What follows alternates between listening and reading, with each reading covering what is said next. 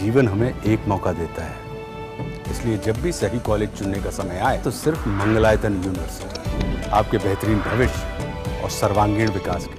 बड़ी खबर Bharat America tariff युद्ध के बीच ब्रिक्स देशों को लेकर जो अब एक्शन मोड में नजर आ रहे हैं और डॉलर पर बड़ा बयान सामने आया है, जिस पर भारत की तरफ से भी प्रतिक्रिया आई है कि ये सब ऐसे दौर में हो रहा है जब एक तरफ अलास्का में पुतिन और ट्रंप की मुलाकात पर दुनिया भर की नजरें टिकी हुई हैं, तो वहीं उस बयान की भी चर्चा हो रही है जो फिर डोनाल्ड ट्रंप की तरफ से आया है। बड़बोले ट्रंप ने फिर भारत पाकिस्तान संघर्ष पर बोला और ना सिर्फ बोला बल्कि फिर से एक बड़ा दावा करते हुए कहा कि भारत पाकिस्तान के लड़ाकू विमान एक दूसरे को गिरा रहे थे।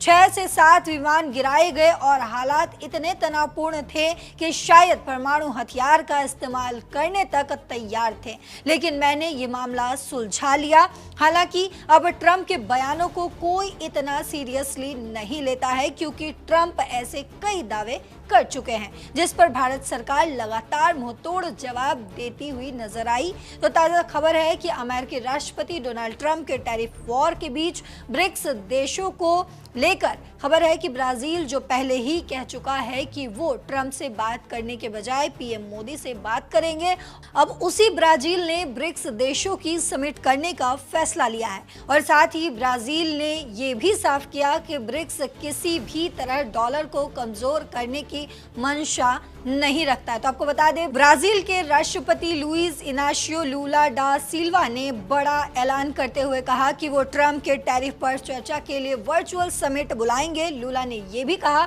हम डॉलर के खिलाफ कुछ नहीं करना चाहते, वो एक जरूरी मुद्रा है, लेकिन ब्रिक्स में व्यापार करने के लिए हमारे पास एक मुद्रा हो सकती है। ये एक विचार है जिसकी जांच की जानी चाहिए। हम ब्रिक्स देशों के बीच साझा मुद्रा की बात पर जोर दे रहे हैं। आपको बता दें, जिस पर अब भारत की भी प्रतिक्रिया सामने आई है। भारतीय विदेश मंत्रालय के प्रवक्ता रणधीर जायसवाल ने कहा, भारत ब्रिक्स समूह का सदस्य है, हम साझा हितों के मुद्दों पर सदस्य देशों के संपर्क में रहेंगे। नई दिल्ली की तरफ से साफ किया गया कि डॉलर के खिलाफ उसका कोई एजेंडा नहीं है। आपको बता दें कि जनवरी में ही खुद को दुनिया का बॉस समझ बैठे ट्रंप ने धमकी दी थी कि अगर ब्रिक्स की तरफ से कोई भी करेंसी तैयार की गई जो डॉलर को बाईपास करती है तो फिर उसके खिलाफ 100% टैरिफ लगेंगे, कोई भी छूट नहीं मिलेगी। हालांकि स्वतंत्रता दिवस के मौके पर पीएम मोदी ने भी